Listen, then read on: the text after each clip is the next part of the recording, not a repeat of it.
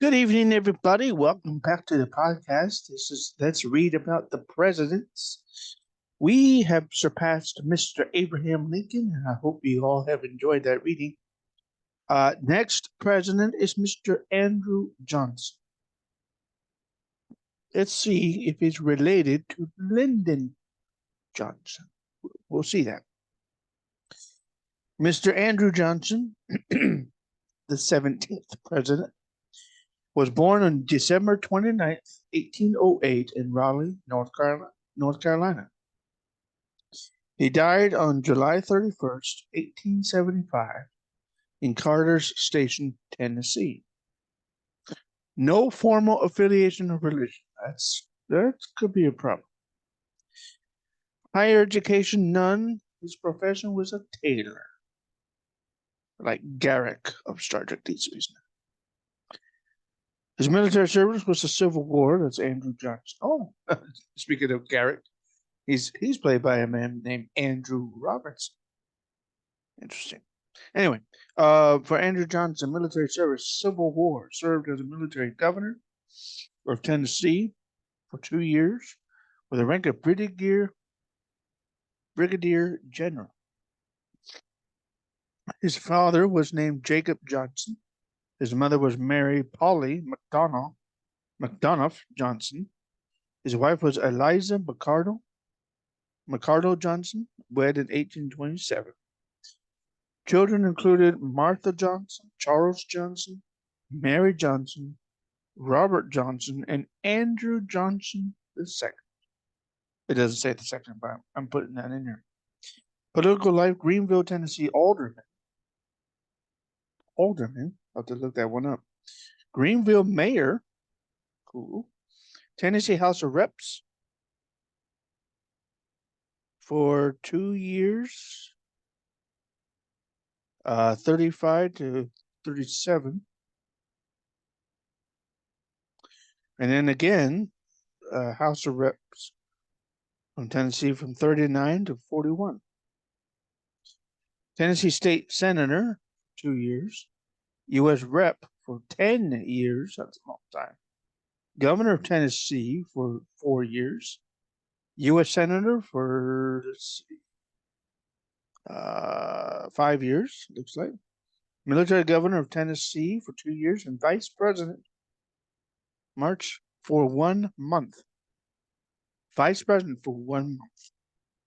He served one term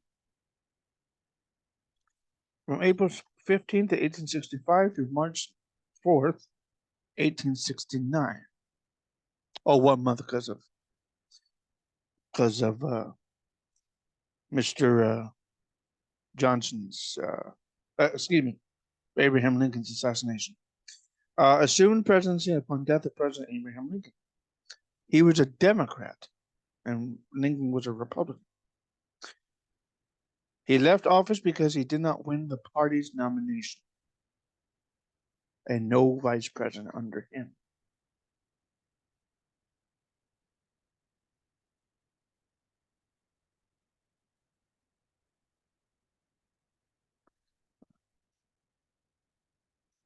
Cabinet from Andrew Johnson included William Seward,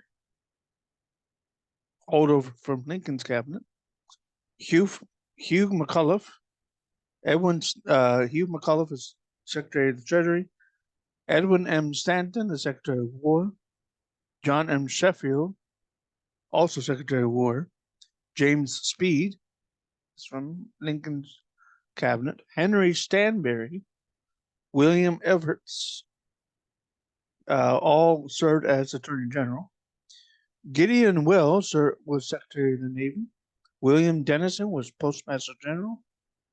Alexander M. Randolph also was Postmaster General.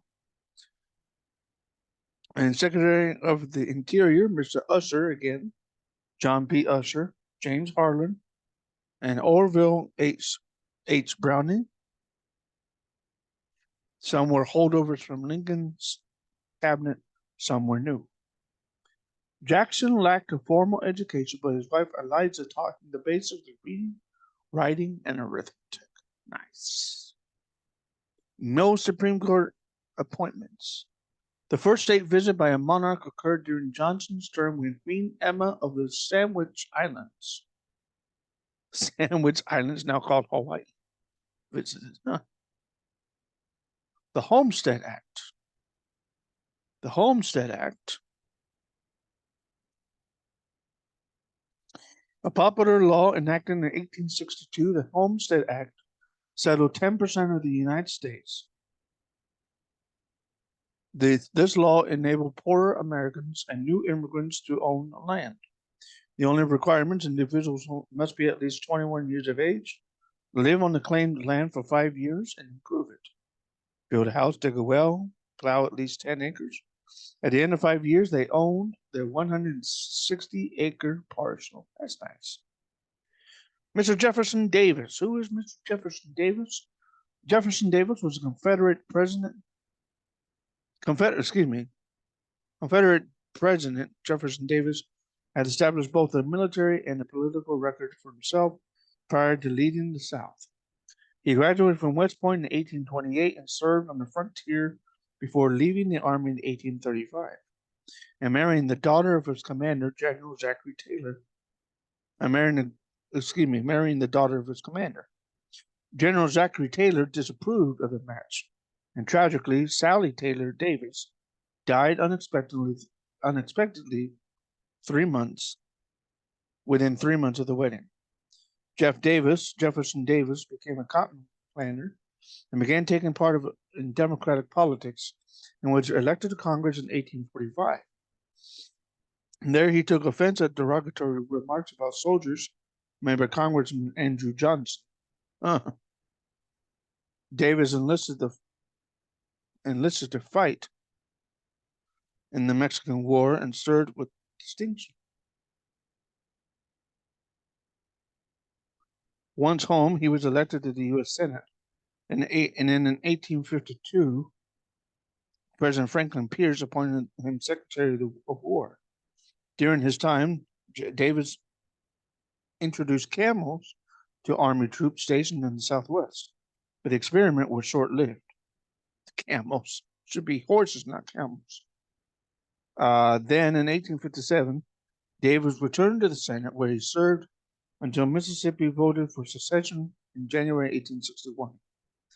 A month later, Jefferson Davis became president of the Confederacy. So, during President Lincoln's time, there were two different presidents, one president of the United States and then one president of the Union, and then president of the Confederacy. So two different presidents at the same time, which I find very interesting. So that's cool. State of the Union for Andrew Johnson's time, the population of 1865 was 39,818,449. The national debt in 1869 was 2,588,452. I'm sorry, 2,488,452,214. 2 billion. Still probably because of the Civil War. Nebraska was added to the Union on March 1st, 1867. Which means that's 37. Was it 37 states added to the Union by 1869. Johnson is one of two presidents to be impeached. Okay. Red Cloud's War.